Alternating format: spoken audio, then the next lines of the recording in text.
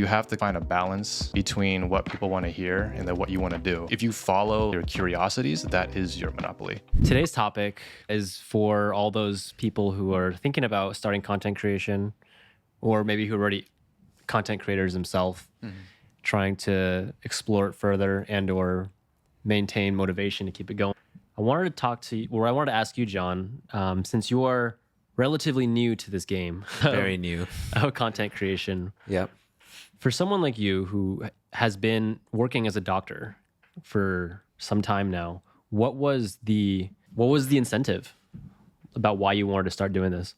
And just for context, how long have you been doing it? I want to say mid-January was when I really recorded my first video, which I don't think I ever released. So a couple months. Yeah, a couple months. Okay. I would say the factor that pushed me over the edge was you guys voicing that, you might have something to say. Yeah. I remember very specifically because I think at the time I was going through like a bad breakup, and I was doing all these really positive things in my life, which weren't limited to just that time of my life. Like I was meditating, I was journaling, I was doing all these things. Mike, you were like, dude, you actually do a lot of like positive work for yourself, like self-improvement things. How long have you been doing that for? And I thought about it, and I realized that I was walking to the library trying to find self-help books as far back as like first grade. And I think you were like, I didn't say those things exactly, but then you're like, dude, well, maybe you have something to say. Maybe you should tell people about the things that you've learned.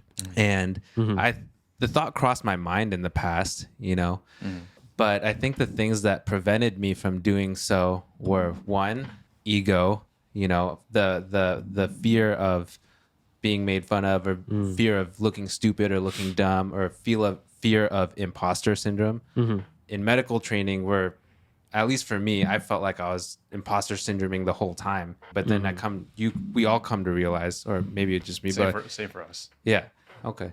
But I came to realize eventually in medical training, you realize that, it's a practice of medicine.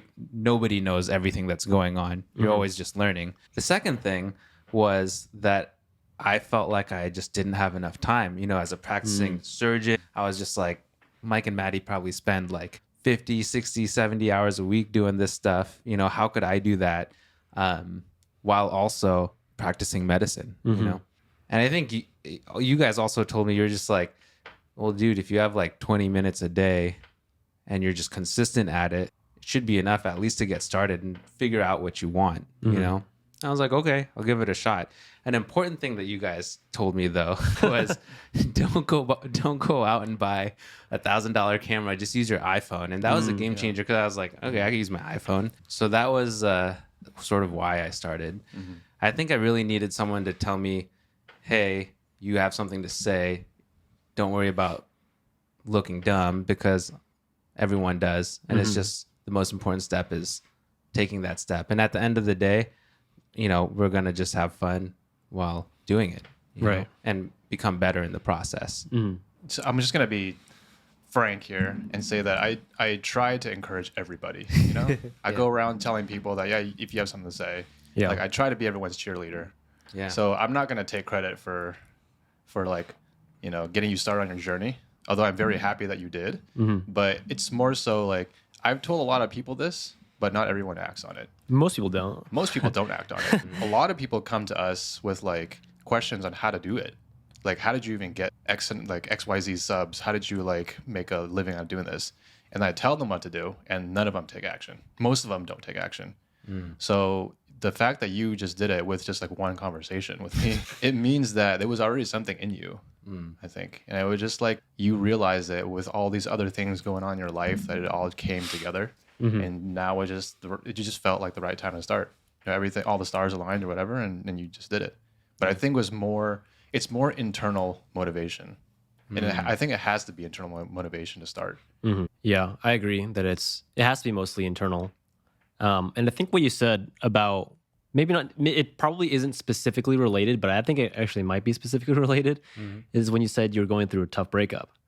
I think that itself was probably played a factor in you starting to do this. Yeah. Because kind of like what Mike said, like I encourage everybody to make content too. I tell everyone that they should create or they should at least make videos or do something, work on some project that is completely yours, and see where it goes. Most people don't take action. Really, that's just like the truth of it.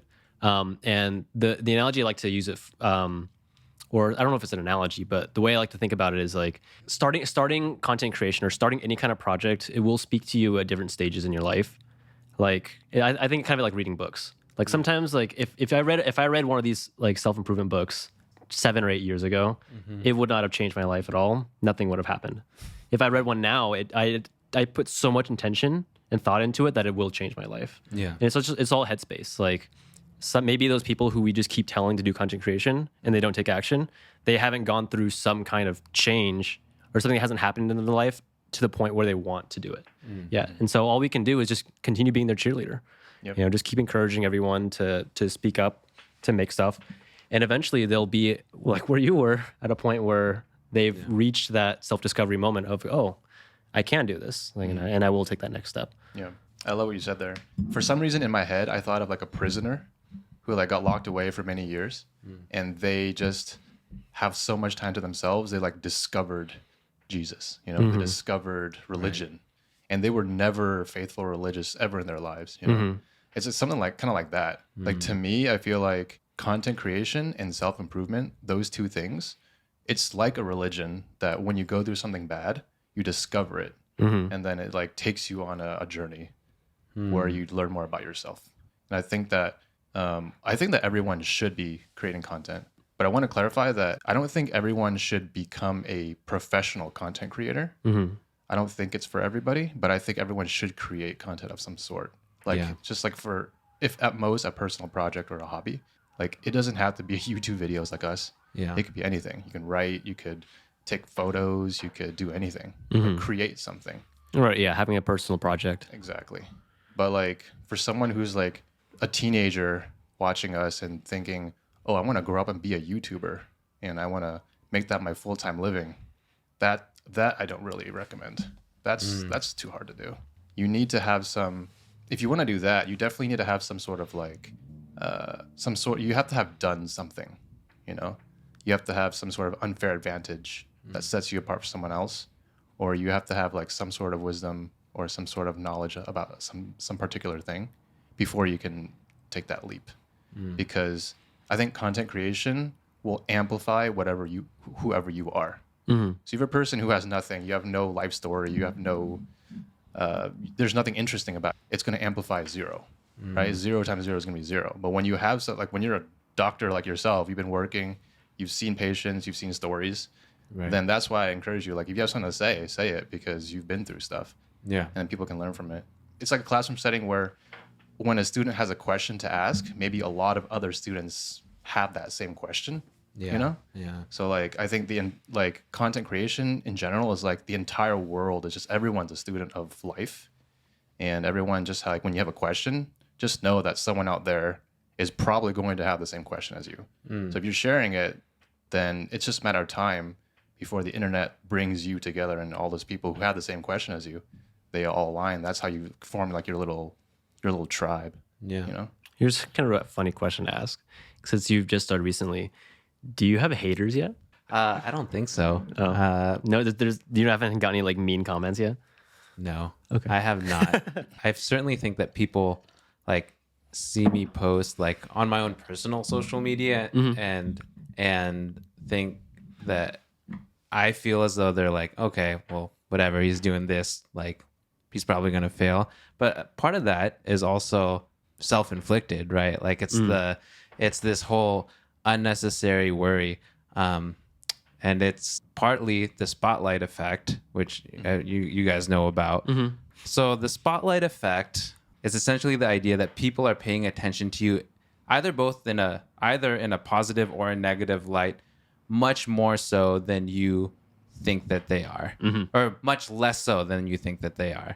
So essentially, they did these researchers conducted a series of studies, and essentially they asked students to wear a bright yellow shirt with Vanilla Ice's face on it or Barry Manilow, one or the other, and walk into a room and sit in a small table like this. And then they asked them to leave. And they polled the students, did you notice this student with this weird shirt? And then they polled the student with the weird shirt and was like, did you think that people noticed? And at the end, like the results of the study was that people didn't really notice. The people wearing the shirts overestimated that people noticed them by more than 2 times. So for me, it was like, sometimes I have these thoughts, like there are these haters, which probably will be true, but it's always like amplified more than what it actually is. Right. You know? Yeah, I didn't mean to say that your content's bad or anything. I'm just saying, like, regardless of whether you make good, bad, as much or little content, you're gonna have haters eventually. That's all. It's just When you have haters, that means you're a true content creator, basically. yeah. Actually, getting haters is a good It thing. means you made it. It's a good thing. All right, here's to getting some haters. Yeah. No, it's like I want to touch on some points you just said, but like very quickly, like there's a trajectory of content creation. Like you start off getting no one responding to your stuff, and then you get a few like family and friends who are like cheering you on, being your cheerleader. Yeah. And then you start to get haters, and if you can get past the hater hurdle, then you're good pretty much for consistency. And then once you get past that enough, you're gonna start getting copycats. And once you start getting copycats, you know you really have done something. Because, like, as you've probably heard the statement, imitation is the sincerest form of flattery. Yeah. So once you start having people copying like a style or something that you do, then you know that whatever you're doing is actually working. So that's like a kind of a weird progression that you will face as a content creator the more you do it. The one thing that I wanted to come back to about the whole fear of failure, it really is just a fear of failure, huh? Or like fear of being seen in a negative light. Yeah. That's like that's the spotlight effect. Yeah. And it's interesting because you're noticing it now again in the content creation, but I feel like we face that almost for everything that we do.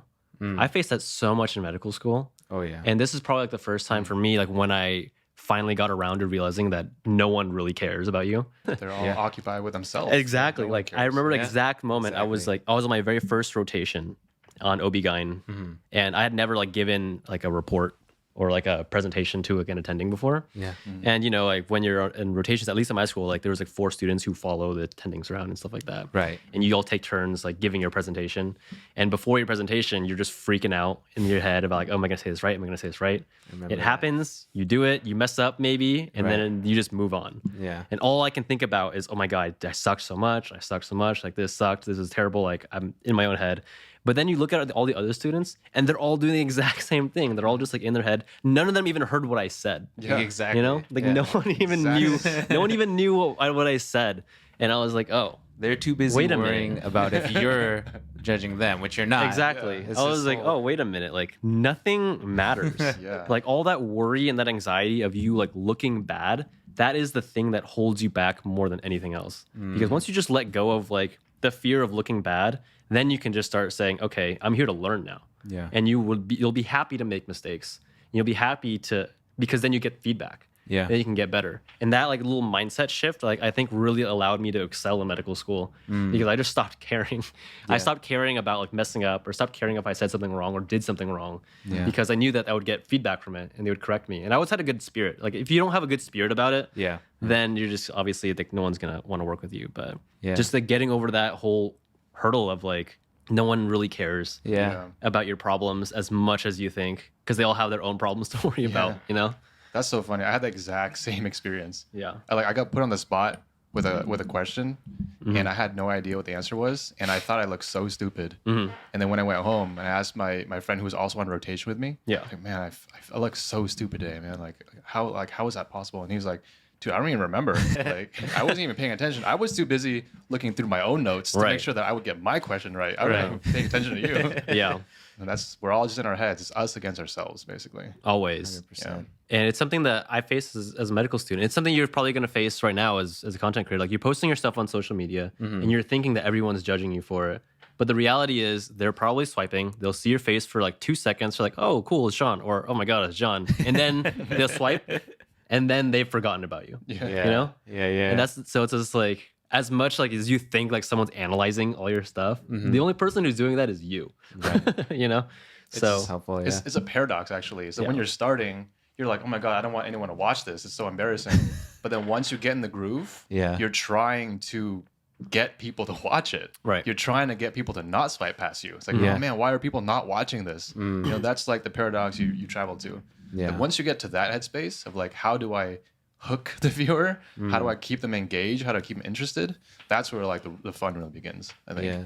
So you just I think I'm starting to get into that territory because like after this, I'm gonna film all those shorts, you know, that I had sent you guys beforehand, and I'm just like really excited to do so now. You know, I'm excited because I'm excited to share this information with people, but I'm also excited because like I'm working on lighting now. I'm working on editing. I'm working on captions. I'm working on my script, on the hook. I'm learning things like it's a really fun process, and it's Right. fun. I think you said it, Mike, at one point. You're like, each video gets 1% better, and I'm just really just trying to figure it out. Like, okay, how am I going to make this one better than that one, Right. in this way or that way, you know?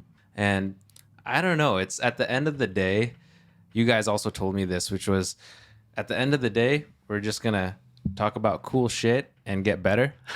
Yeah. And it really is that, because Right. in doing so, I am reading more. I am learning a whole bunch of stuff, you know, and I guess just like surgery, I like surgery because I make things with my hands. I like seeing my work in physical form, and it's really nice to see that, you know? yeah. You're basically describing flow, you know? When you're in that flow state, Yeah. your brain is just releasing these like positive neurochemicals, endorphins or whatever, and you're feeling good about what you're doing.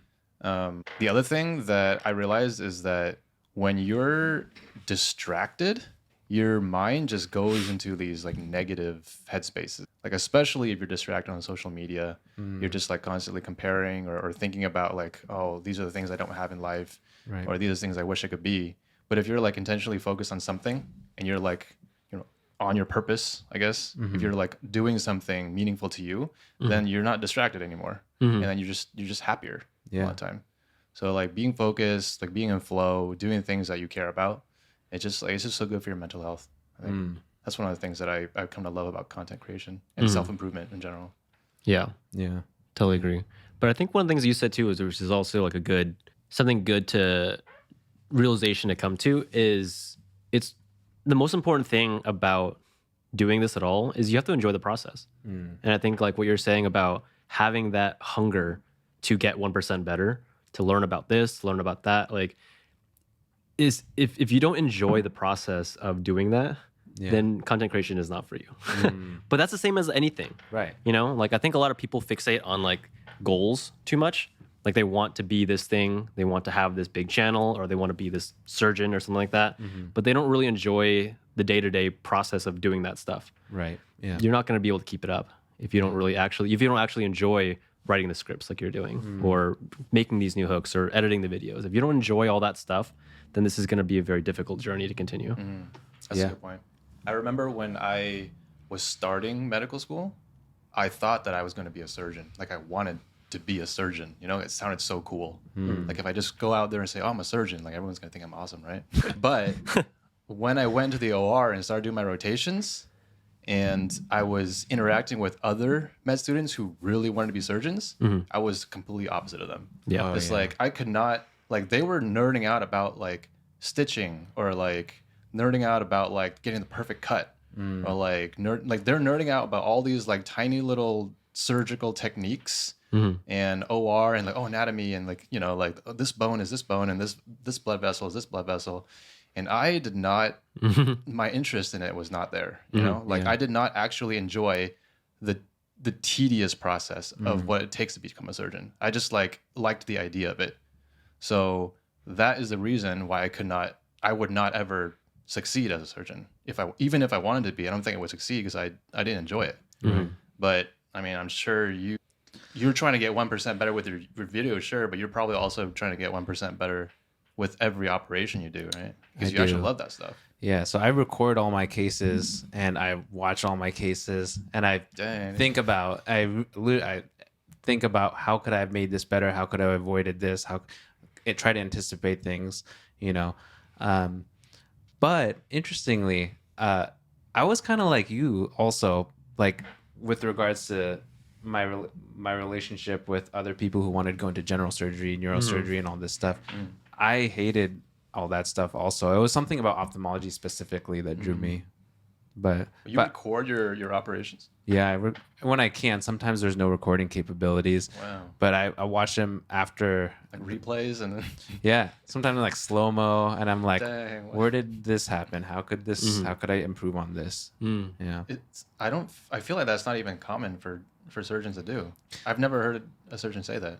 I think it's relatively common in I'm ophthalmology. not a surgeon, so I don't know. But Yeah. that's awesome. That's like that's the point where you actually really care about your craft. But so I love surgery. Like I love clinic also, but like I love surgery. But I'm finding and by the way, on flow, like if it's an OR day, I will like not eat. It'll be the whole day and it'll go by like that, you know, like true flow. And I'm finding a lot of those aspects I'm finding also in recording and editing and geeking out on the technical aspects of things. Technical aspects that we probably see, but probably the person swiping doesn't see. So I'm like focused on all these details, you know? The flow thing is like there's so few things in my life that I've actually felt like I achieved it. Like music is one thing, like losing complete sense of time, or like editing videos. That's another thing that when I realized that I can reach flow by editing YouTube videos, that blew my mind, because I only felt that with music before. And I guess studying sometimes. I don't know. You feel that with exercising at all? Oh, exercising too. Yeah, okay. yeah.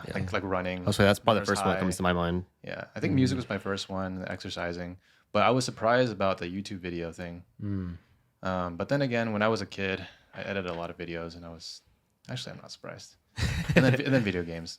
And video games is probably the easiest one. Video games. Yeah. You bring up a good point about perfectionism and like obsessing over something. And I think it's a double-edged sword. Someone who obviously is like the one extreme side of doing it well is Mr. Beast. Like he obsesses over every single, like he's in interviews he said that he obsesses over every single second of every single part of every video he does, mainly because he dumps like hundreds of millions of dollars into his videos too. So it better look good and it better be like exactly what he envisioned. Otherwise, it's a complete failure to him. But to us, or to me, like I think I started off feeling that way, where there was like a lot of pressure to make a good video. Like if I thought this was gonna be a banger video and then it doesn't perform, then you just feel really bad about yourself. Yeah. But then there's also other videos you make that you're not super stoked about that do really well. So a mentality that I had to adopt kind of early on was to really just detach completely from the outcome of the video. All you can really focus on is how much fun you had in making it. And then the rest of it is out of your control, really. You can optimize things. Sure, you can optimize the thumbnail. You can optimize the title. You can optimize the metadata to a certain extent. I don't think it really matters that much. But really, at the end of the day, like if you've done your job of making it as good as you can, then the rest of it is out of your control, and there's no reason to just obsess and try to make it and try like obsess over it after it's done. Yeah. Because there's always the next video you can make. You're just gonna make another one. Yeah. You know? Yeah. Fun is just so underrated. So like when you ask someone like how are you so productive, you know? Most people are going to say, I'm good at managing my time, I'm good at managing my energy, and I'm good at focusing. I'm good at managing my attention. But then most people leave out the part about fun. It's like it doesn't matter if you're good at managing those three things. Like if you're not having fun, then you're not gonna do it. You're not gonna do it sustainably. Right. Yeah. No, fun is so important. I think I don't know if do you guys know who Alex Lowe is? He was like notorious in the rock climbing community for just having like infectious positivity about everything. And he had a great quote that I remembered always. He said in an interview, he says, the best rock climbers are the ones just having the most fun. And that's just true for any craft that you do. If you're out there just having fun, then you're going to do the best job and you're going to get better at it because you'll have none of that anxiety that we talked about or that fear holding you back from giving it your all and enjoying it. So if you're just well, focus really just on having fun Yeah. in literally anything that you do, not just content creation, in surgery, in relationships, in working out. If you can just focus on having fun, then you're not focused on the anxiety about not having fun, Yeah. because that's what's going to ruin your potential. Yeah. That reminds me of the Naval quote. You know what I'm gonna say about play. Yeah. It's Go for it. it was like people ask Naval like, what should I do with my life? And he usually says, do what feels like play to you, but seems like work to other people. If you can find that sweet spot, then you're going to succeed. We forget. I mean, we forget to play as adults, right? I mean, I guess we could find that feeling of play through craft, like Naval and you were talking about. But I was just thinking about this, like, you know, as kids, go rollerblading, run around the park, play video games, and somewhere along the line, we kind of lose that, right? We get caught up in work and getting stuff done. Somewhere along the line, I feel like for me, I just sort of forgot to have fun, you know? And I don't think it's specific to medical training. I see it everywhere. You know, back in the day, we would hang out with the boys, play some Nintendo 64, run around the park, aggressive inline skate maybe, but Aggressive? grind some rails. Yeah. But somewhere we lose that, or I lost that. You know, I'm starting to find some of it in content creation now, and it's important to find that play and that fun in your craft. But I think it's important to remember to have fun. Yeah. I love that word. I just love the word play. It's so good for what life should be like, for everything. Yeah. Yeah. Maybe it's going through medicine, you know? Leon's coffee shop. Medicine's coffee shop. Maybe it's going through medicine where we're just like, everything's so serious all the time, you know? Maybe it was my experience. But I feel like everyone was not very playful. Maybe it's just my experience with it. Like everyone I work with is so professional, so nice. Yeah. But no one was like, wanted to play, you know? I guess play is just not a word you use when you're like dealing with people's lives. You I know, it's true. I went on a date and the girl was like, I was so worried about like what you would actually be like if you'd actually have a sense of humor, because I was intimidated that you're a doctor and this and that. But she was so relieved that I actually had a sense of humor. I mean, we're still people, you know, like Yeah. society expects us to act in a certain way all the time, but we're still human. you know? Right. I guess that is the doctor thing, huh? Because everyone expects their doctor to be professional and like care about them and Yeah. a certain way. Yeah. But yeah, we are people. I found that one thing that intimidates people is just using big words. So like over time, I tried to use simpler language, and I don't know, it's worked, and it's also really helpful to do when you're like trying to connect with people, Yeah. In videos, yeah. especially in our videos, or in a patient interaction or whatever, Yeah. in relationships. Yeah. I have all of these interests, you know, like I'm interested in nutrition and fitness, mental health, ophthalmology. And I find myself coming up with all these ideas to create content in all of these categories. Is doing so a bad thing? Like if I do that, will the YouTube algorithm sort of kind of pigeonhole me into a certain streamline or path? Or should I do all of these things and just see where that takes me? Well, there's like so many ways to answer this depending on where you are in the journey to. So the first thing I'll say is like from a broad perspective, I'm going to quote Naval again here, but he said that the internet makes it possible for 7 billion monopolies. What he means is that if you think of who is like, I don't know, the most popular doctor on YouTube, right? You probably say Dr. Mike. He's like very big. Right. Yeah. So you would think that he has a monopoly on medicine on YouTube, right? But that's not really the case. Like he has a monopoly on exactly what he does, but there can be hundreds of thousands of other doctors who have their own monopoly. Like, what is your monopoly? You are specifically an eye doctor who enjoys nutrition and fitness and mental health and self-improvement. Like Dr. Mike doesn't do all those things, right? So like there is room for everyone to be themselves, basically. And if you follow like what you're interested in, follow your curiosities, that is your monopoly. But that is like a very big overview. Like when you're starting off, you have to kind of find a balance between what people want to hear and then what you want to do. But you got to keep the fun in it, right? Right. Because if you keep it fun, then you keep going. And then as you keep going, people are going to notice people can see when you're having fun. You know, like they can detect that.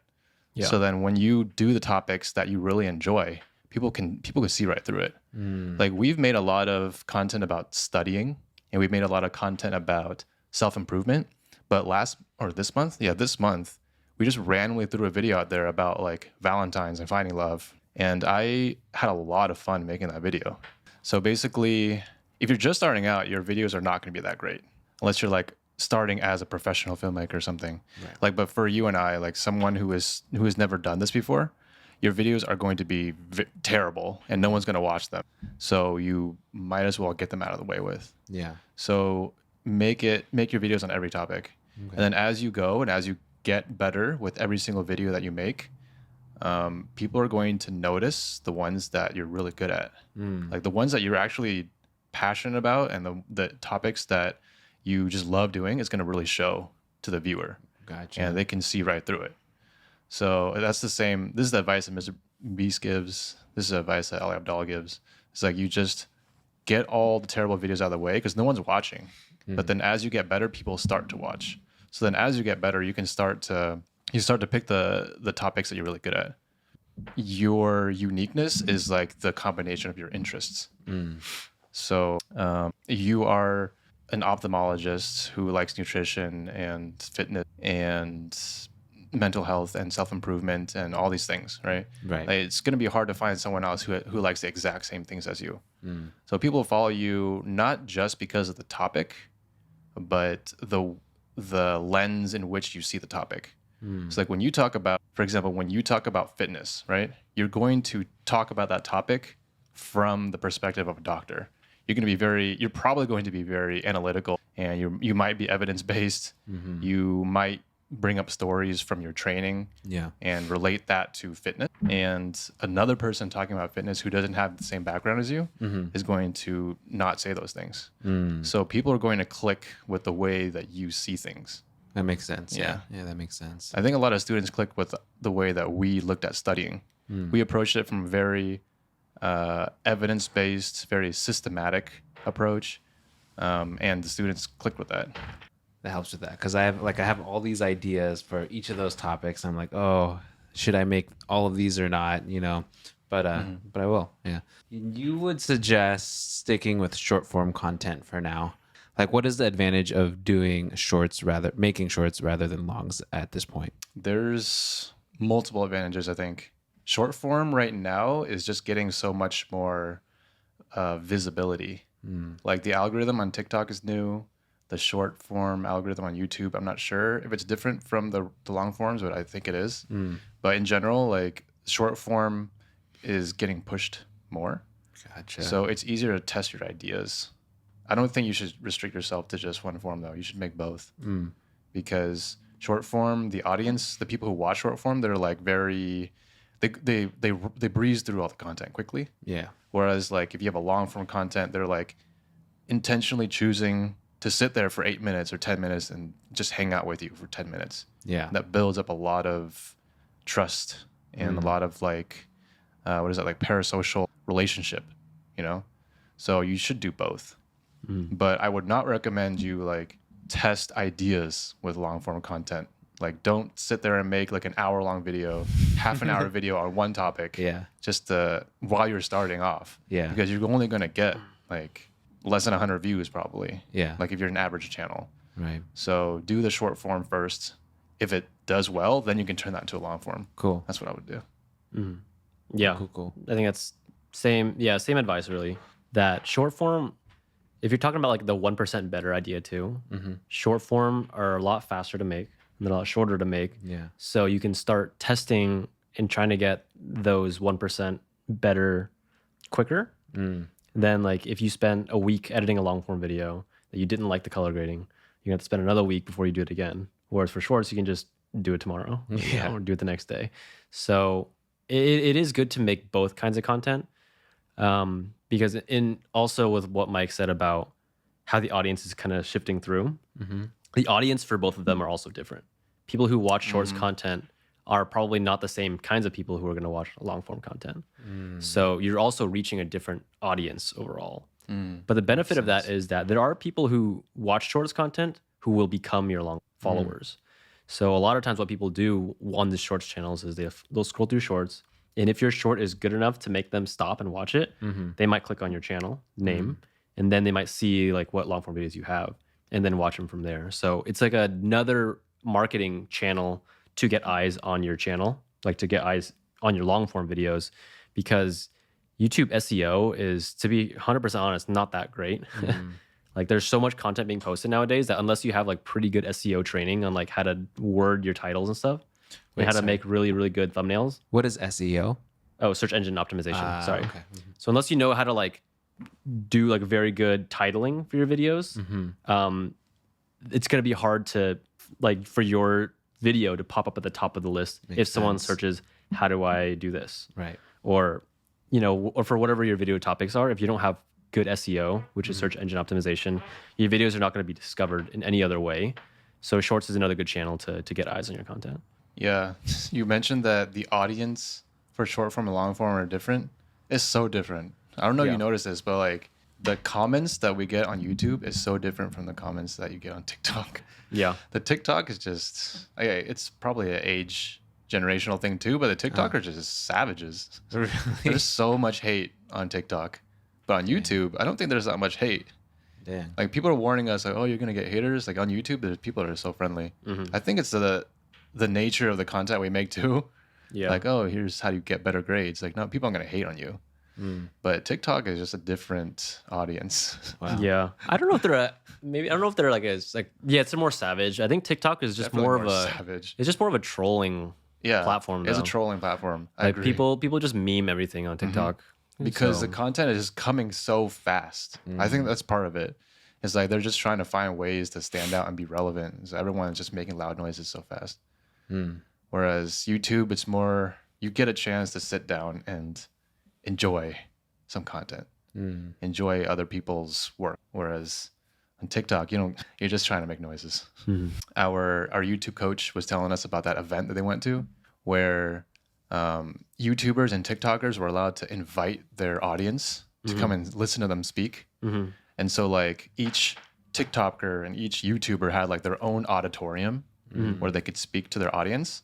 All the YouTube auditoriums were packed. Like they were filled with people. And then all the TikTokers, their auditoriums were just like empty. I mean, I'm sure they were exaggeration. Yeah. I'm sure they were exaggerating, but there was something to notice. It's like the TikTok audience is not as loyal as the YouTube audience.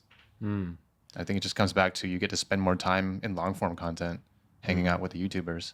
So that's probably why one of the reasons why YouTube monetizes, you can make money easier on YouTube too than on TikTok. Even though like you can grow so fast on TikTok. Like the ongoing debate right now is like, would you rather have 100K YouTube followers? Would you rather have 100,000 YouTube subscribers, or would you rather have 10 million TikTok subscribers? And a lot of people pick YouTube. The convention that you're mentioning, that was more than a year ago at this point. So I'm curious to see or know like how that's changed. It might be different, yeah. Or was there at the convention? Were there any thoughts on like Instagram followers? No, I don't think that was part of it. Yeah. I feel like Instagram still now it's getting more popular with reels and stuff. But I don't think like when you think of like a video creator, Instagram still doesn't come like first of mind to a lot of people. Yeah. YouTube is still like the main one, and then TikTok I guess would be the next one. But Instagram is still like more for I feel like video or like photos, huh? That's the only platform where there's like Just photos. There's a lot of photo involved with it and selling, right? Instagram is really big for businesses. They sell like clothing or I think so, because you could like link directly to to stores. Yeah. so maybe that's a different market also for marketing. But I guess personally, like if you're starting off on any platform, just like focus on one. Okay. That's good kind of advice. what we've been told and what's worked for us. Nice. And there will be a slow bleed into all the other ones if you do. But I think focusing on one, you're just gonna get more return just Yeah. because you're like, again, you're not like your focus isn't spread everywhere, and you're just able to create quality stuff for one place. YouTube is where we did it, but you could pick your poison. This is just something I think would be helpful that you guys told me to do, which is simplify your things and concentrate on storytelling and personal anecdotes and stuff. I think that really resonated with me. And I think also, like, I remember my first video, which was the low heart rate training, maffetone training video. I think my uncle sent me a comment and he was like, I don't really understand all these things. And I think at that point that really like it clicked for me. I was like, oh yeah, Mike and Maddie told me that I should really like try to simplify things as much as possible and concentrate on storytelling and how it pertains to you and how it would pertain to your viewer. Yeah, definitely. The storytelling, like humans connect on storytelling. That's one thing, but to think about it more deeply, it's like the storytelling gives people insight into who you are, because you have specific stories about your background and where you came from. Right. So like you talking about maffetone training is gonna be different from anyone else talking about it. Like we mentioned before, it's like people, if they really want to know what it is, they can just Google it or chat GPT or whatever. Another reason why storytelling is good is because it gives people a reason to listen to you. Like if you've done something, or like, yeah, that's like the first thing that people ask when they watch you, watch anything, is like, why should I listen to you? Like, why do you matter?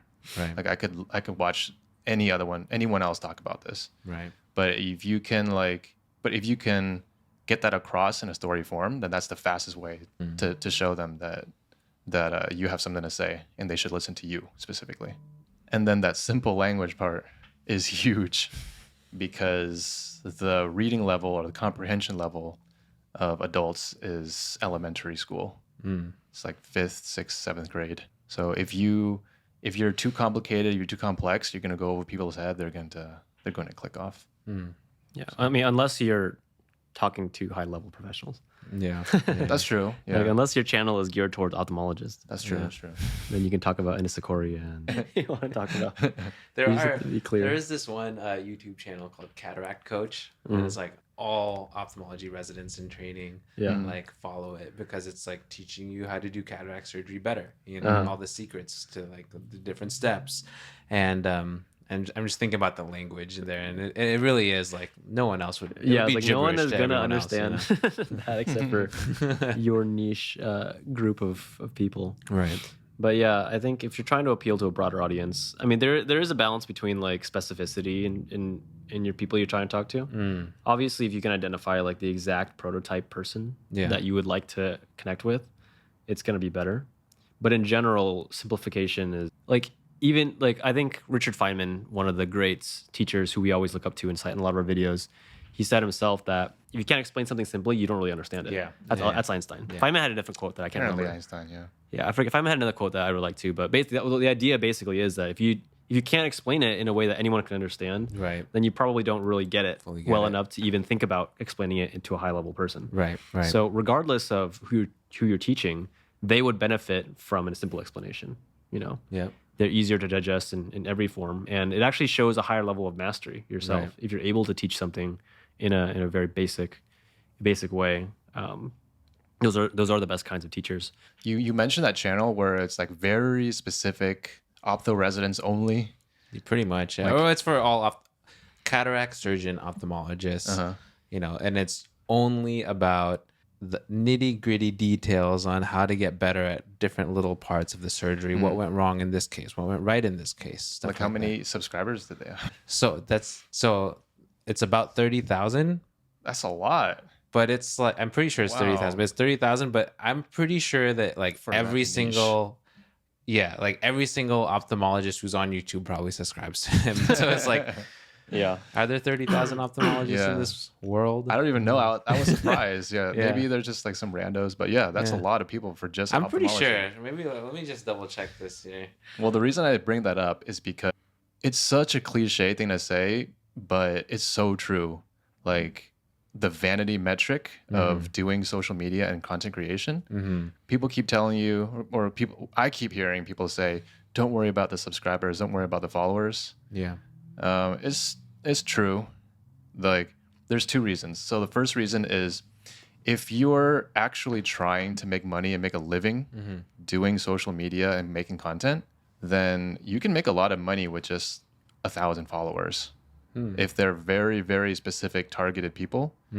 Like if that channel that you're talking about, if they just came out with some very specific product for ophthalmologists that they know how, like only ophthalmologists would know and understand, you could charge a whole crap ton for that, and they would buy it immediately. Yeah. Because you're so connected to your audience. And then that book, Kevin Kelly's 1,000 True Fans, the basic idea is that if you have 1,000 true fans who really follow you, like to the edge of the earth, if you just sell a product that's $100 a year and they all buy it, Yeah. then you make a living right there. Yeah. Just focusing on 1,000 people. So that's from an entrepreneurial perspective. Right. But like even if you're just creating content to be expressive and to tap into your creativity or to find some kind of passion project, even having a small number of subscribers who really get you and who really know who you are and where you're coming from, it's easier to connect to those people. So yeah, that vanity metric thing always sneaks back in and makes us want to chase the numbers in the end. But I've realized that it's not about growing as big as possible. Even though it does feel good though, but you can get by with small numbers. Well, that was fun. Hope you all enjoy the show. All the links to everything we talked about. We'll put all that stuff in the show note as usual. And we will see you all next time. Maybe with Dr. John Go again.